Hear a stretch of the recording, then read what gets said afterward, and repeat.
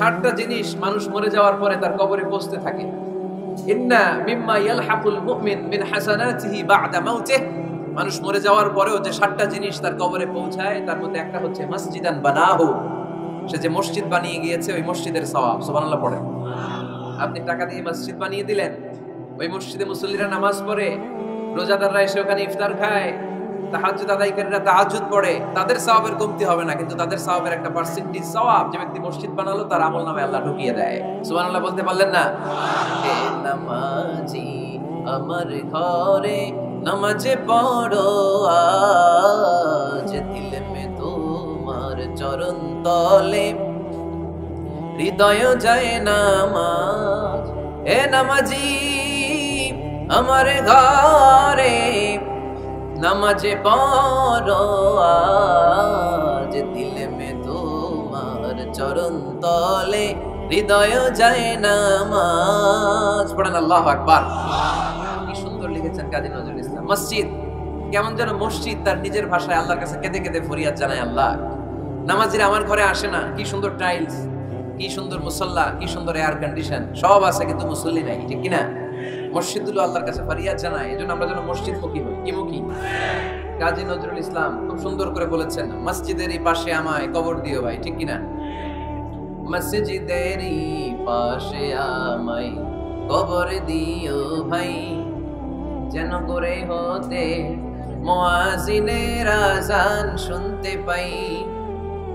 আমার ঘরের পাশে দিয়ে ভাই নামাজিরা যাবে, পবিত্র সেই পায়ের ধ্বনি এ বান্দা শুনতে পাবে। গোরা যাবে হতে গুনাহগার পাইবে রেহাই, মসজিদেরই পাশে আমায় কবর দিও ভাই। কত মানুষ নামাজি ভাই মসজিদাগিনাতে আল্লাহর নামের জিকির করে গভীর রাতে।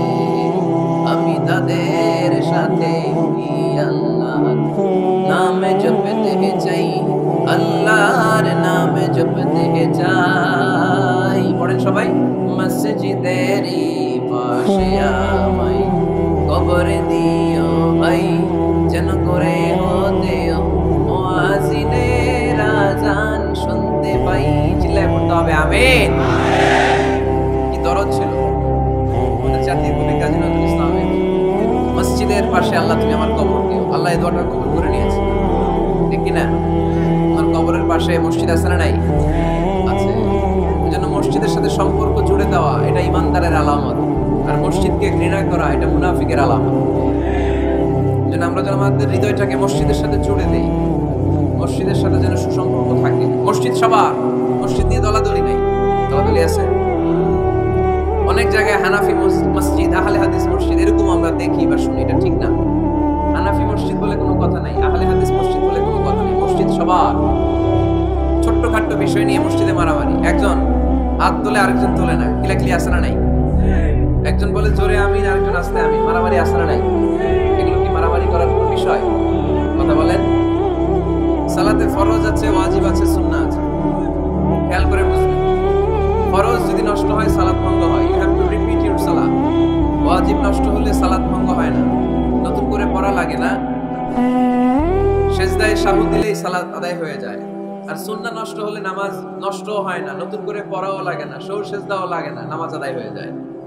সুন্নাহ নষ্ট হলে এই যে হাত তোলা না তোলা এটা সুন্নাহ, আমিন জোরে বলা না বলা এটা কি সুন্নাহ, যেটা কোনো কারণে কেউ না করলেও তার নামাজ কবুল করে নেবে কে? আর এই সব সুন্নাত লয়ে আমাদের দেশে কি লাগে?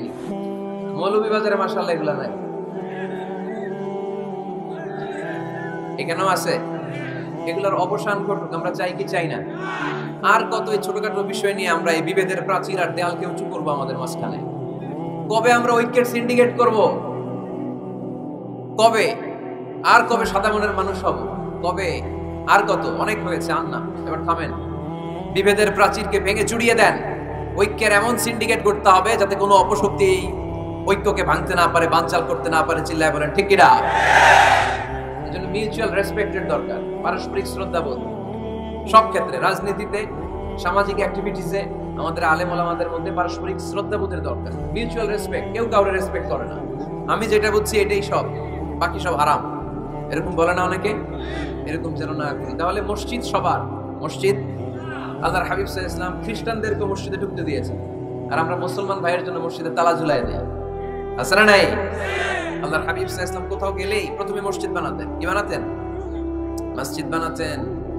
মক্কা থেকে হিজরত করে মদিনায় আসলেন, কুবায় থাকলেন কয়েক সপ্তাহ। কুবা পল্লীতে তিনি মসজিদ বানালেন, মসজিদ কুবা।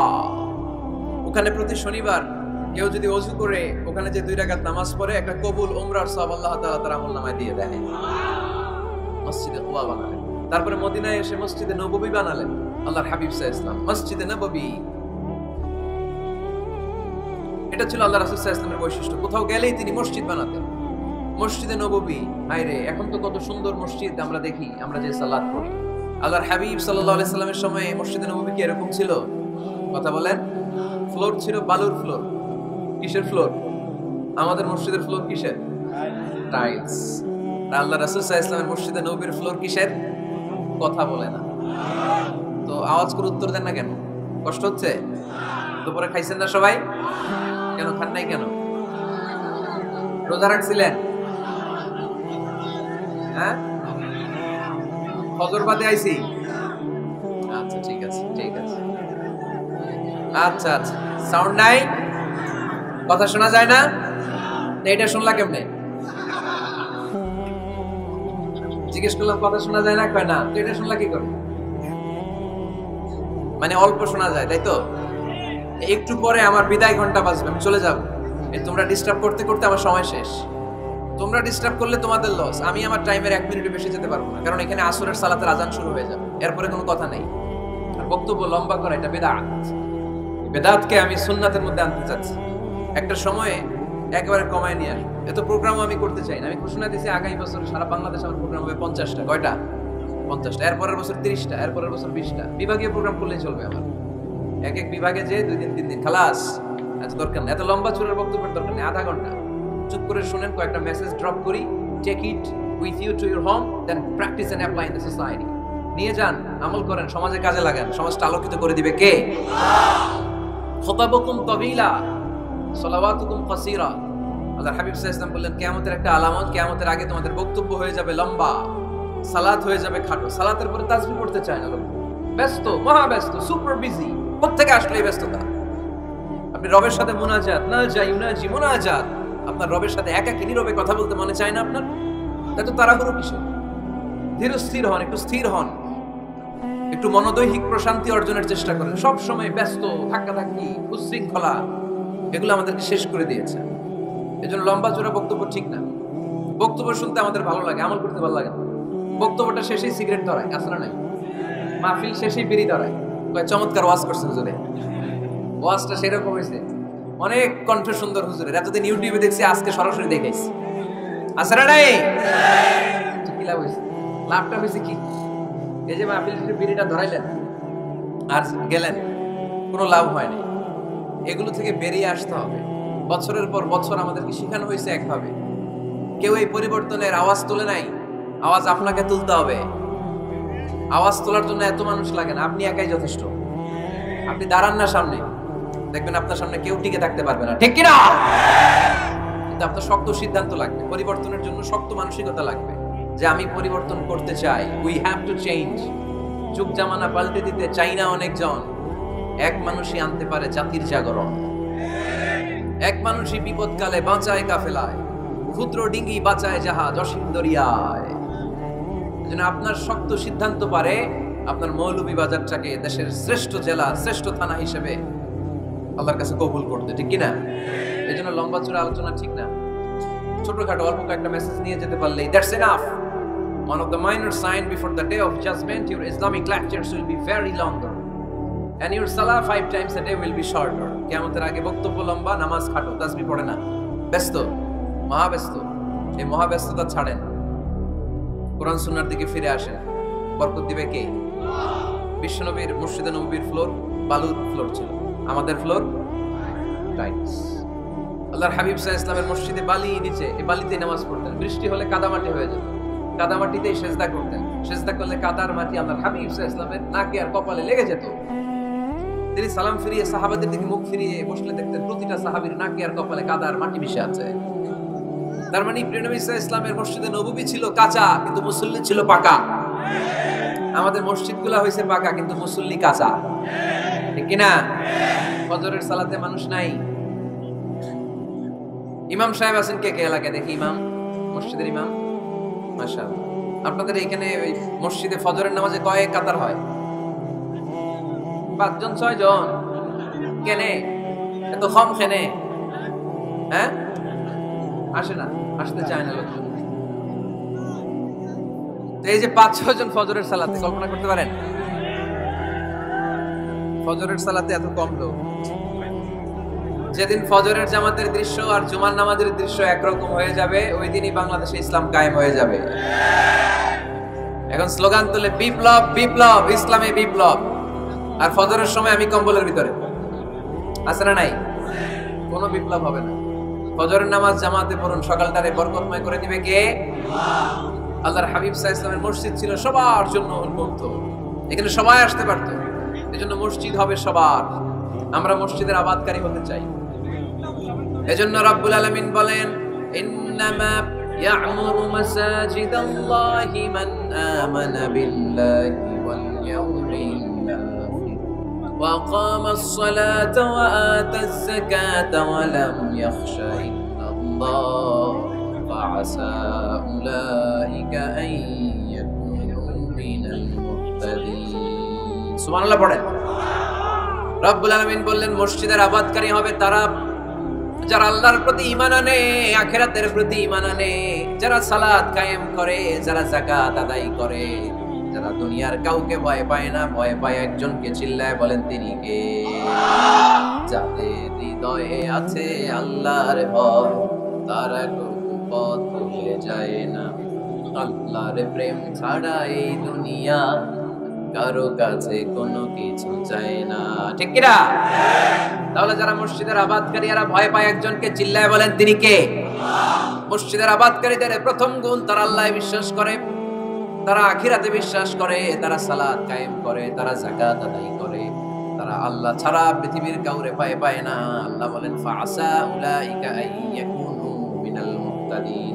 আশা করা যায় তারাই হলো হেদায়েতের রাস্তার উপরে আছে, ঠিক কিনা? তারাই মসজিদের আবাদকারী, যারা মসজিদে যায়, সালাত আদায় করে। এখন মসজিদের আবাদকারী আপনি হতে চান, আপনি মসজিদে যান না, আপনি আবাদকারী হতে পারবেন? মসজিদের অনেক সভাপতি আছে মসজিদে যায় না, আছে না নাই? মৌলভীবাজারে এই সমস্যা বোধহয় নাই। মসজিদের সেক্রেটারি মসজিদে যায় না, আছে না নাই? তাহলে হইলো, এটা হইলো, এটা মেনে নেওয়া যায়? এই জন্য সভাপতি সাহেবরা, আপনি কষ্ট করে মসজিদ বানিয়েছেন, মসজিদে যাবেন। এই কথা বলেন কেন? এত দিকে বিশৃঙ্খলা হইলে কেমন হবে? বসেন আর অল্প কয়েক মিনিট। সভাপতি সাহেব আপনি মসজিদে যাবেন, সেক্রেটারি সাহেব আপনি মসজিদে যাবেন, তাহলে আপনি সঠিক মসজিদের আবাদকারী হবেন, ঠিক কিনা? আমরা মসজিদের আবাদকারী হতে চাই ইনশাআল্লাহ। পড়েন উমরানুল মাসাজিদ। মসজিদের আবাদ কি করে করতে হয়? মসজিদ আবাদ করার 1 নাম্বার মাধ্যম হচ্ছে মসজিদ নির্মাণ করা। কি করা? নির্মাণ করা। খেয়াল করবেন, আল্লাহর হাবিব সাল্লাল্লাহু আলাইহি ওয়াসাল্লাম বলেছেন, মান বানা মসজিদান মিন মালিহি ফিদ দুনিয়া বানাল্লাহু লাহু বাইতান ফিল জান্নাহ। যে ব্যক্তি নিজের পকেটের টাকা খরচ করে দুনিয়াতে মসজিদ বানায়, আল্লাহ তাআলা তার জন্য জান্নাতে ঘর বানায়। 60টা জিনিস মানুষ মরে যাওয়ার পরে তার কবরে পৌঁছতে থাকে। ইন্না মিম্মা ইয়ালহাকুল মুমিন মিন হাসানাতিহি বা'দা মাউতিহি। মানুষ মরে যাওয়ার পরেও যে 60টা জিনিস তার কবরে পৌঁছায়, তার মধ্যে একটা হচ্ছে মসজিদান বানাহু। সে যে মসজিদ বানিয়ে গিয়েছে, ওই মসজিদের সওয়াব। সুবহানাল্লাহ পড়ে। আপনি টাকা দিয়ে মসজিদ বানিয়ে দিলেন, ওই মসজিদে মুসল্লিরা নামাজ পড়ে, রোজাদাররা এসে ওখানে ইফতার খায়, তাহাজ্জুদ আদায়কারীরা তাহাজ্জুদ পড়ে, তাদের সওয়াবের কমতি হবে না, কিন্তু তাদের সওয়াবের একটা পার্সেন্টেজ সওয়াব যে ব্যক্তি মসজিদ বানালো তার আমলনামায় আল্লাহ ঢুকিয়ে দেয়। এজন্য বেশি বেশি মসজিদ বানাতে রাজি আছেন তো? তাহলে মসজিদ আবাদ করার প্রথম মাধ্যম হচ্ছে মসজিদ বানানো। 2 নাম্বার মাধ্যম হচ্ছে মসজিদে যে জামাতে সালাত আদায় করা। জামাতে সালাতুল জামাআ তাফদুলু সালাতাল ফাযি বি27 দারাজা। ঘরে নামাজ পড়লে একা একা পড়লে যেই সওয়াব, জামাতে পড়লে 27 গুণ বেশি সওয়াব। সুবহানাল্লাহ বলতে পারলেন না? এ নামাজি আমার ঘরে নামাজে পড়ো আজ দিল মে তোমার চরণ তলে হৃদয় যায় নামাজ এ নামাজি আমার ঘরে নামাজে পড়ো আজ দিল মে তোমার চরণ তলে হৃদয় যায় নামাজ পড়েন আল্লাহু আকবার। কি সুন্দর লিখেছেন কাজী নজরুল ইসলাম। মসজিদ কেমন যেন মসজিদ তার নিজের ভাষায় আল্লাহর কাছে কেঁদে কেঁদে ফরিয়াদ জানায়, আল্লাহ নামাজিরা আমার ঘরে আসে না, কি সুন্দর টাইলস, কি সুন্দর মুসল্লা, কি সুন্দর এয়ার কন্ডিশন সব আছে, কিন্তু মুসল্লি নাই, ঠিক কিনা? মসজিদগুলো আল্লাহর কাছে ফরিয়াদ জানায়, এজন্য আমরা যেন মসজিদ মুখী হই। কি মুখী? আওয়াজ করে বলতে হবে, কি মুখী? মসজিদ মুখী। তাহলে মসজিদ আবাদের 1 নাম্বার পদ্ধতি মসজিদ বানানো, 2 নাম্বার মসজিদে বেশি বেশি যে জামাতে সালাত আদায় করা, 3 নাম্বারে মসজিদের সাথে সম্পর্ক জুড়ে দেওয়া, হৃদয়টা যেন সবসময় মসজিদের সাথে লেগে থাকে। আল্লাহর হাবিব সাল্লাল্লাহু আলাইহি ওয়াসাল্লাম বললেন, সাবাআতুন ইউযিল্লুহুমুল্লাহু ফি যিল্লি ইয়াওমা লা যিল্লা ইল্লা যিল্লু। 7 শ্রেণীর ব্যক্তিকে আল্লাহ তাআলা কিয়ামতের দিন আরশের নিচে ছায়া দিবে, যেদিন আল্লাহর আরশের ছায়া ছাড়া কোনো ছায়া পৃথিবীতে থাকবে না। সেই দিনটা কি এই দিনের মতো? কিয়ামতের দিনটা আজকের এই দিনের মতো হবে? 50,000 বছর হবে। এটা লেন্থ, এটা ডিউরেশন। কাআন সাফসাফা লা তারা ফিহা ইওয়াজা ওয়ালা আমতা, লেভেল প্লেইং ফিল্ড, তামার জমিন। একটু কল্পনা করেন তো ওই দিনটা কত ভয়ঙ্কর। বাবা ছেলেরে চিনবে না ওই দিন, ছেলে বাবারে চিনবে না, স্ত্রী স্বামীকে চিনবে না, স্বামী স্ত্রীকে চিনবে না, পীর সাহেব মুরিদ চিনবে না, মুরিদ পীর সাহেবকে চিনবে না, নেতা কর্মীকে চিনবে না, কর্মী নেতাকে চিনবে না। হায় হায়, ইয়া নাফসি বলে কাঁদবে। সূর্যটা মাথার কাছে চলে আসবে, সূর্যের তাপে মাথার মগজগুলো গলে গলে নাকের ছিদ্র আর কানের ছিদ্র দিয়ে টপ টপ করে বেয়ে বেয়ে পড়বে। তৃষ্ণায় মানুষগুলো পাগল পাড়া, জিহ্বাটা বের হয়ে নাভি পর্যন্ত ঝুলতে থাকবে। সেদিন সবাই পাগলের মতো ছুটতে থাকবে, কোনো ছায়া নাই আল্লাহর আরশের ছায়া ছাড়া। আল্লাহর হাবিব বললেন 7 শ্রেণীর ব্যক্তিকে আল্লাহ তাআলা আরশের নিচে ছায়া দিবেন। এর মধ্যে 1 শ্রেণীর ব্যক্তি রাজুলুন কলবুহু মুআল্লাকুন বিল মাসাজিদ, ওই ব্যক্তি যার হৃদয়টা সব সময় আল্লাহর মসজিদের সাথে লেগে থাকে। মসজিদের সাথে যার হৃদয় লেগে থাকে তাকে আরশের নিচে ছায়া দিবে কে? এজন্য মসজিদের সাথে যেন আমাদের হৃদয়গুলো লেগে থাকে। অনেকে দেখবেন এত ভালো নামাজি, জোহর পরে টেনশন করে আসরটা কই পড়ব, আসর পরে চিন্তা করে মাগরিবের সময় আমি কোথায় থাকবো, মাগরিবের সময় টেনশন, ইস এশাটা হয়ে গেলেই তো শেষ। এরকম লোক আছে না নাই? এদেরকে সেই কঠিন ভয়াবহ দিনে আরশের নিচে ছায়া দিবে কে? তারপরে মসজিদ আমাদের 4 নাম্বার পদ্ধতি, মসজিদকে পরিচ্ছন্ন রাখা, মসজিদকে ঝাড়ু দেয়া। মসজিদকে যারা পরিষ্কার করে তাদের হৃদয়ের যন্ত্রণা দূর করে দেয় কে? সাইয়েদনা ইব্রাহিম আলাইহিস সালাম এবং ইসমাঈল আলাইহিস সালামকে আল্লাহ তাআলা আদেশ করেছেন, তাহহিরা বাইতিয়া লিত-তাইফিনা ওয়াল আকিফিনা ওয়ার রুকআইস সুজুদ। হে ইব্রাহিম ইসমাঈল, বাপ বেটা দুইজন মিলে মসজিদ ঝাড়ু দাও। কি ঝাড়ু দাও? মসজিদেরি ঝাড়ু বড়দার, ও কামারে হাত শোনো আমারে মুনাজাত। পড়েন, শোনো শোনো ইয়া ইলাহি আমারে মুনাজাত, শোনো আমারে মুনাজাত। পড়েন আমিন। মসজিদ ঝাড়ু দেওয়া মসজিদ আমাদের অন্তর্ভুক্ত। আপনারা কেউ কোনোদিন মসজিদ ঝাড়ু দিয়েছেন না? কে কে দিয়েছেন দেখি? সবাই সবাই মসজিদের খাদেম? মাশাআল্লাহ। আমিও দিছি মসজিদ ঝাড়ু, অনেক দিছি। মাশাআল্লাহ, আল্লাহ তুমি কবুল করো। যাদের হৃদয়ে বড় জ্বালা, ফ্যামিলিতে সুখ নাই, শান্তি নাই, তারা হৃদয়ে প্রশান্তি আনতে চাইলে এতিমখানায় যাবেন, এতিমের মাথায় হাত বুলিয়ে দিবেন, এতিমের মুখে খাবার তুলে দিবেন, আপনার হৃদয়টারে নরম করে দিবে কে? আল্লাহর ঘর মসজিদে যাবেন, নিজ হাতে মসজিদটারে পরিষ্কার করে দিবেন, আপনার জীবনটারে উজালা করে দিবে কে? তাহলে এগুলো করার মাধ্যমে আমরা মসজিদের আবাদ করতে চাই। আমরা মসজিদের আবাদকারী হতে চাই কি চাই না? আল্লাহর ঘর মসজিদ আবাদ করার মতো শ্রেষ্ঠ কাজ পৃথিবীতে হতে পারে না। এই মসজিদের কিছু আদব আছে, আল্লাহ রাসূল সাল্লাল্লাহু আলাইহি ওয়াসাল্লাম বলেছেন এই আদবগুলো মেইনটেইন করে যেন আল্লাহর ঘর মসজিদের সাথে আমরা ব্যবহার করি। মসজিদের 1 নম্বর আদব হচ্ছে মসজিদে ওযুর সাথে প্রবেশ করা। কিসের সাথে? ওযু করে পরিচ্ছন্ন হয়ে মসজিদে প্রবেশ করা। এজন্য অপবিত্র অবস্থায়, গোসল ফরজ, এরকম অবস্থায় মসজিদে ঢোকা যাবে? কথা বলেন, ঢোকা যায়? যেই নারীদের মাসিক চলতেছে, মেনস্ট্রুয়েশনাল পিরিয়ড চলতেছে, ওই নারীদের পক্ষে মসজিদে ঢোকা জায়েজ আছে? নাই। তাহলে এটা হলো 1 নম্বর আদব। মসজিদে ঢোকার সময় কি করে ঢুকবো? ওযু করে। আওয়াজ করে বলেন, কি করে ঢুকবো? ওযু করে। 2 নাম্বার আদব হচ্ছে মসজিদে যাওয়ার সময় সবচেয়ে ভালো জামাটা পরে যাব, সবচেয়ে ভালো পাঞ্জাবিটা পরে যাব। জানতো আপনারা? না সবচেয়ে সিরাটা পরে যান?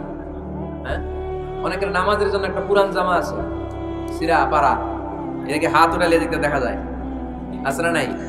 সবচেয়ে সিরা পাড়াটা রাখে নামাজের জন্য, কপাল পোড়া। আর সুন্নতে খাতনার অনুষ্ঠানে গেলে মাশাআল্লাহ লেহেঙ্গা গায়ে দিয়া যায়, আছে না নাই? না, আপনি ইবাদতের জন্য সবচেয়ে সুন্দর জামাটা রাখবেন। এজন্য রাব্বুল আলামিন বলেন, ইয়া বানি আদম খুযু জিনাতাকুম ইনদা কুল্লি মাসজিদ। ও বনি আদম, তুমি যখন আল্লাহর ঘর মসজিদে ঢুকবা, ও বনি আদম, তুমি যখন নামাজের মুসল্লায় দাঁড়াবা, তোমার সবচাইতে দামি, সবচাইতে সুন্দর জামাটা গায়ে দিয়ে তুমি নামাজে দাঁড়াও, ঠিক কি না? তাহলে এখন মসজিদে যাওয়ার সময় কি গায়ে দিয়ে যাবেন বলেন? কিতা করবেন? হ্যাঁ, মাশাআল্লাহ, হ্যাঁ, সবচেয়ে ভালো কাপড়টা আয়রন করে পারফিউম মেখে তারপরে আমরা যাব। রাজি আছেন তো? 3 নাম্বার আদব হচ্ছে মসজিদে ঢোকার সময় বাম পা দিয়ে ঢুকতে হয়।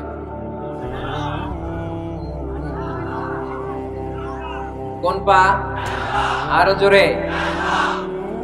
এদের কি পুতা মারা লাগে, নাহলে আওয়াজ বাড়ে না। এরকম ভলিউম টাইট করতে হয়, ভলিউম হাই করলে আর করে বাড়ে। এমনি বলতে চায় ঘটনা কি? হ্যাঁ, খায় নাই। বদরের যুদ্ধ হয়েছিল রমাদানে, কোনো সাহাবী খায় নাই, না খাইয়া একেবারে সাইজ করে দিয়েছে কাফেরদের। আমরা না খেলেও আমাদের হৃদয়ে ঈমানের শক্তি আছে না নাই? এই তো বোঝা যাচ্ছে ঈমানের শক্তি আছে। এতক্ষণ আসলে কই? তো মসজিদে ঢোকার সময় কোন পা দিয়ে? এগুলো মনে থাকে আমাদের? ভুলে যাই আমরা, খেয়াল থাকে না তো এগুলা? এত কিছু মনের মধ্যে রাখলে এগুলো মনে থাকবে কেমনে? মসজিদে ঢোকার সময় কোন পা? আরো জোরে। বেরোয়ার সময় কোন পা? মনে থাকবে? মসজিদে যখন ঢুকবেন ডান পা দিয়ে ঢুকবেন, আর দোয়া পড়বেন, আউযু বিল্লাহিল আযীম ওয়া বিওয়াজহিল কারীম ওয়া সুলতানিহিল কদীম মিনাশ শাইতানির রাজীম। বিষ্ণু ইসলাম বললেন, যে ব্যক্তি মসজিদে ঢোকার সময় এই দোয়াটা পড়বে, শয়তান আফসোস শুরু করে, সে বলে, হায় হায়, আজকের দিনের জন্য, সারা দিনের জন্য তো তুই আমার ওয়াসওয়াসা থেকে বেঁচে গেলি, আজকের সারা দিনের জন্য তোরে আমি হারালাম, আজকের সারাটা দিন আল্লাহর পক্ষ থেকে প্রোটেকশন নিয়ে তুই বেঁচে গেলি, আজকের জন্য যা, কালকে তোরে আমি ধরবো। এজন্য এই দোয়াটা পড়ার দরকার আছে না? আউযু বিল্লাহিল আযীম ওয়া বিওয়াজহিল কারীম ওয়া সুলতানিহিল কদীম মিনাশ শাইতানির রাজীম। 4টা বাক্যের দোয়া। মুখস্থ করতে কষ্ট হলে যে ইউটিউবে চলে যাবে আজকেই, ওখান থেকে শুনে আপনারা মুখস্থ করে নেবেন।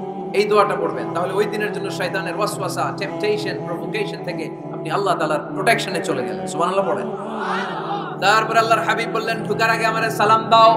পড়বেন, আসসালামু আলাইকা আইয়ুহান নাবিয়্যু ওয়া রাহমাতুল্লাহি ওয়া বারাকাতুহু। এই 2টা জিনিস যখন করে ফেললেন, তখন ডান পা দিয়ে পড়বেন, আল্লাহুম্মা আফতাহ লি আবওয়াবা রাহমাতিক। সুবহানাল্লাহ পড়েন। আল্লাহুম্মা আফতাহ লি, ও আল্লাহ আমার জন্য তুমি খুলে দাও আবওয়াবা রাহমাতিক, তোমার রহমতের দরজা। তার মানে মসজিদে ঢুকলে রহমত পাওয়া যায় কি যায় না? মসজিদে ঢুকলে পাওয়া যায় রহমত, মসজিদের বাইরে রহমতের কথা আল্লাহ বলে নাই। মসজিদের ভিতরে রহমত। কোথায় রহমত? কোথায়? মসজিদের ভিতরে রহমত আছে না? তার প্রমাণ, মসজিদে ঢুকলেই শান্তি লাগে কেমন জানি, আর ঘুমে ধরে। মসজিদে ঘুমাইছেন কারা কারা দেখি? সবাই ঘুমাইছেন? আরে আমি কত ঘুমাইছি। জুমার নামাজের সময় যে কি ঘুম আসে, আসে আসে, কমন পড়ছে, একেবারে কমন পড়ে গেছে। ঘুম আসে কারণ রহমত, রহমতের ঝিরি ঝিরি বাড়িধারা আল্লাহ তাআলা আরশের উপর থেকে নাজিল করতে থাকে, আর এই রহমতের কারণে হৃদয়টা প্রশান্ত হয়ে যায়, অনেকের ঘুমও চলে আসে, ঠিক কি না? এজন্য আল্লাহুম্মা আফতাহ লি আবওয়াবা রাহমাতিক, ও আল্লাহ তোমার রহমতের দরজাগুলো আমার জন্য খুলে দাও। এই দোয়া বললে রহমতের দরজা খুলে দেয় কে? আবার মসজিদ থেকে যখন বের হবেন তখন কোন পা দিয়ে? জোরে বলেন। বাম পা দিয়ে কি পড়বেন? আল্লাহুম্মা ইন্নী আসআলুকা মিন ফাদলিক, ও আল্লাহ তোমার কাছে আমি তোমার পক্ষ থেকে ফদল চাই, মানে রিজিক চাই। রিজিক দেওয়ার মালিক কে? তার মানে খুব সোজা সাপটা কথা হচ্ছে, মসজিদের ভিতরে পাওয়া যায় রহমত, আর বাইরে পাওয়া যায় ফদল বা রিজিক। বাইরে পাওয়া যায় কি? রিজিক। মসজিদের ভিতরে রিজিক আছে। তার মানে সারাদিন মসজিদে বসে থাকলে রিজিক মিলবে? নামাজের সময় নামাজ পড়তে হবে, কাজের সময় কাজ করতে হবে, এটাই হচ্ছে ইসলামের বিধান। নামাজের সময় নামাজ, কাজের সময় আমি প্রশ্ন করবো, আওয়াজ করে উত্তর দেন। নামাজের সময়, কাজের সময়, নামাজের সময়, কাজের সময়, এটা মনে থাকবে। এজন্য আল্লাহ বলেন ফাইদা কুদিয়াতিস সালাতু ফান্তাশিরু ফিল আরদি ওয়াবতাগু মিন ফাদলিল্লাহ। যখন তোমাদের সালাত শেষ হয়ে যায়, আল্লাহর রিজিক অন্বেষণের জন্য আল্লাহর জমিনে তোমরা ছড়িয়ে যাও।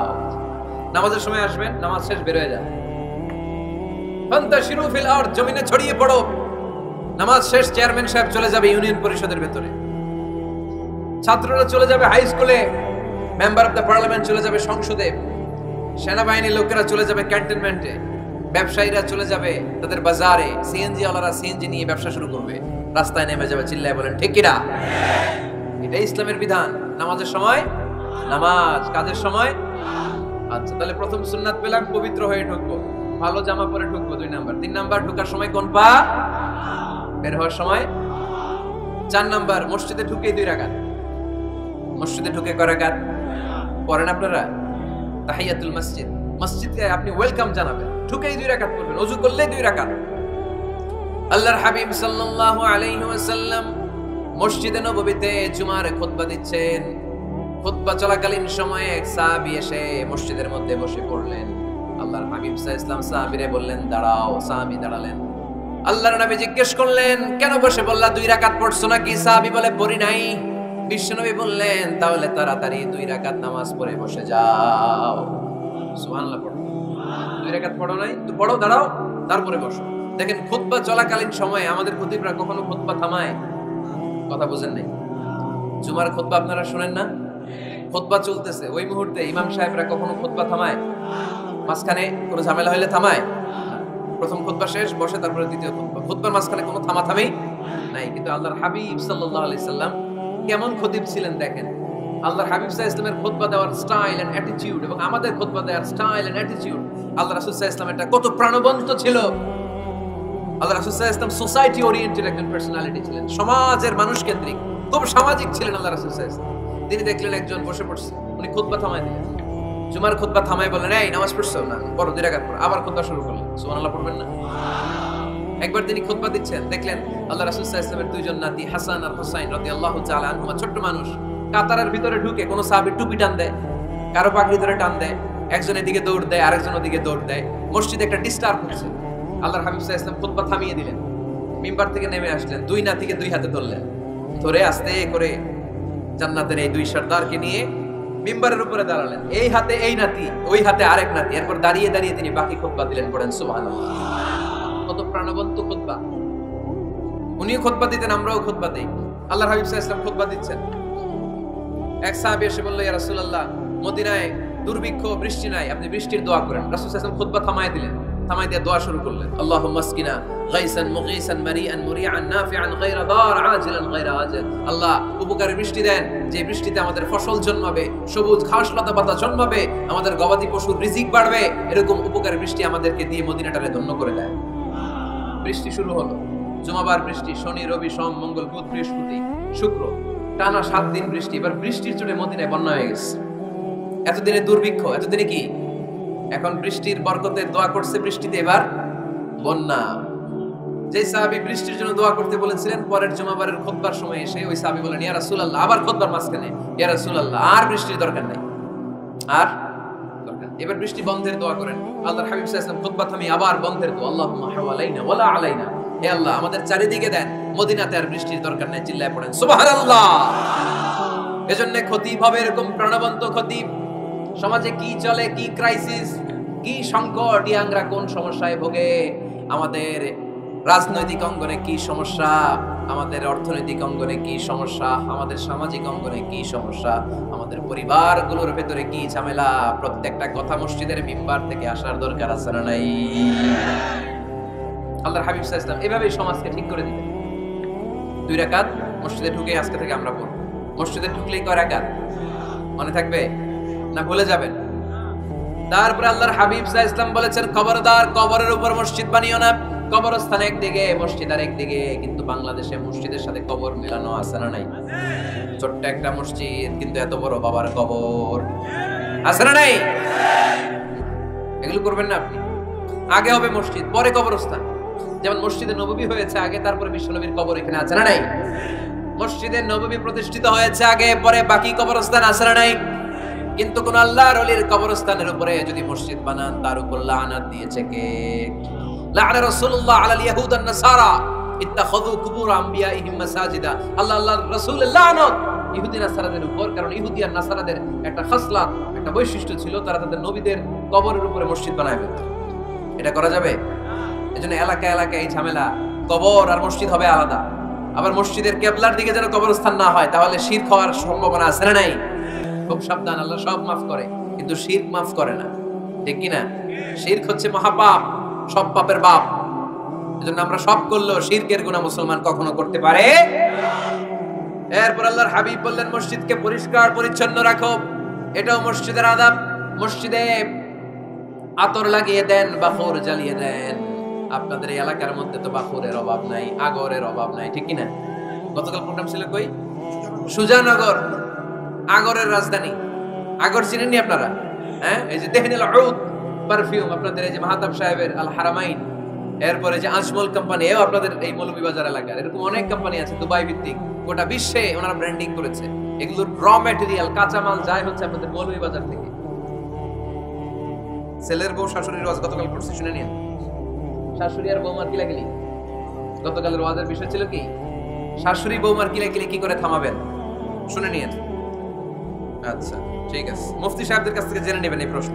আমি উত্তর দিলে আবার কিলাকিলি লেগে যাবে বাংলাদেশ। কিলাকিলি দরকার নেই।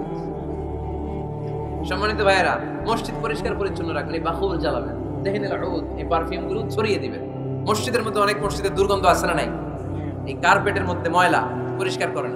আল্লাহর হাবিব সাল্লাল্লাহু আলাইহি ওয়াসাল্লাম বলেছেন, খবরদার, আমাদের আয়েশা বর্ণনা করেন, আমার রাসূলুল্লাহ সাল্লাল্লাহু আলাইহি ওয়াসাল্লাম বিবিনাইল মসজিদ ফি দুয়ার ওয়া আন তুতাইয়াবা ওয়া তুনাযাফ। আমরা যেন এলাকা এলাকায় মসজিদ বানাই, মসজিদগুলোকে যেন পারফিউম দিয়ে, আতর দিয়ে সুগন্ধময় করে দেই, বিশ্বনবী আদেশ করেছেন। সুবহানাল্লাহ।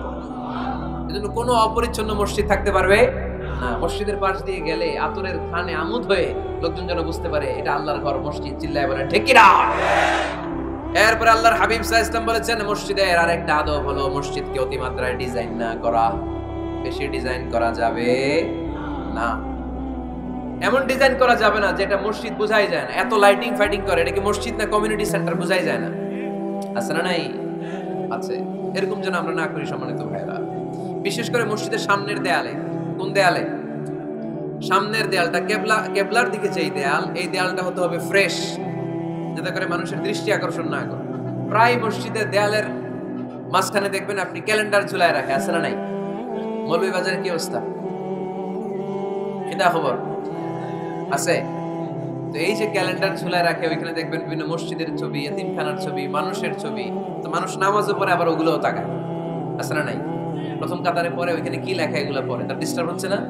এই মুসল্লির দৃষ্টি যাতে অন্যদিকে না যায়, এটা খেয়াল রাখতে হবে। যদি পারা যায়, মসজিদের সামনে কোনো ঘড়ি টড়ি চলবে না। ঘড়ি মসজিদের পেছনের দেয়াল, সময়সূচি পেছনের দেয়ালে, সব পেছনে।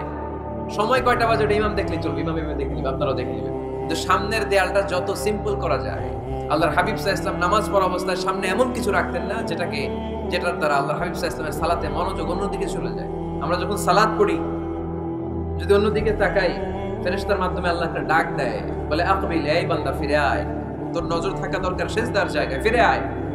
আপনি আবার যখন অন্যদিকে তাকান, আল্লাহ বলে ফিরে আয়, সিজদার দিকে তাকা। আপনি আবার যখন ঘড়ির দিকে তাকান, আল্লাহ বলে আকবিল, ফিরে আয়, সিজদার দিকে তাকা।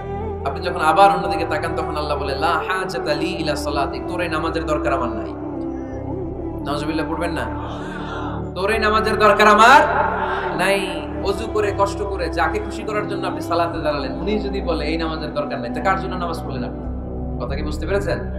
এই জন্য এলাকার গণ্যমান্য ব্যক্তিবর্গ আছে, আমাদের চেয়ারম্যান সাহেব আছে, আর অন্যান্য বিজনেস ম্যাগনেটরা আছে, আপনারা মসজিদ যখন নির্মাণ করবেন, সামনের দেয়ালটা যত সাদামাটা হতে পারে ততই ভালো।